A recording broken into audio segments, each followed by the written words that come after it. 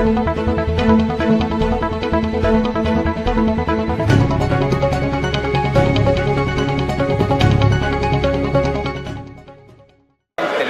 a posé la question. Serge Bad était membre du bureau d'âge. Il avait été validé par la haute cour. Maintenant, il est validé. Est-ce qu'il va réintégrer le bureau d'âge ou pas? Il n'y a pas d'automaticité. Il trouve un bureau qui fonctionne. Nous continuons jusqu'à la fin. Vous savez que quand on l'a invalidé, il y a eu un plus jeune qui a été validé. Le problème avait été posé ici, mais le bureau avait déjà été constitué. Il ne faut pas qu'on reprenne les choses. Nous continuons. Serge va se mettre sur le banc jusqu'à ce que le bureau définitif soit installé. Il n'y a pas d'automaticité, ce n'est pas dit. Vous avez intervenu quand le président Mbosso a exposé. Il a dit que nous avons validé les députés ici, mais ils ont été invalidés aussi par la haute cour. Donc il faudrait qu'on harmonise quand même des choses. Vous avez intervenu. Quelle est la formule à suivre? Bon, nous n'avons rien à harmoniser, nous, Assemblée nationale, avec la Cour constitutionnelle. La Cour est dans sa mission de dire les droits.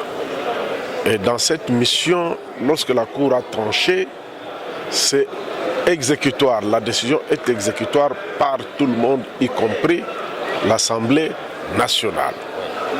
Alors, maintenant, la Cour, chaque fois qu'elle sera saisie, libre à elle de dire si l'action est fondée ou non fondée. Et elle signifie cette décision à l'Assemblée nationale et l'Assemblée nationale l'exécute. Nous ne discutons pas de l'arrêt de la Cour. Nous, on l'exécute tout simplement. S'il y a des contradictions entre 2-3 arrêts, ça c'est le problème de la Cour. Il faut que les intéressés aillent devant la Cour pour faire corriger les contradictions éventuelles. Ça, ce n'est pas le rôle de l'Assemblée. Nous exécutons ainsi que nous venons de le faire. Nous venons d'exécuter les arrêts de la Cour en correction d'erreurs matérielles. Voilà. S'il y a d'autres procédures devant elle, la Cour va procéder et nous communiquera sa décision. On s'inclinera autant de fois que possible. Merci. En attendant la décision de la Cour, est-ce qu'ils ont droit à toucher les avantages? Ceux que nous venons de valider ici, oui, sont députés.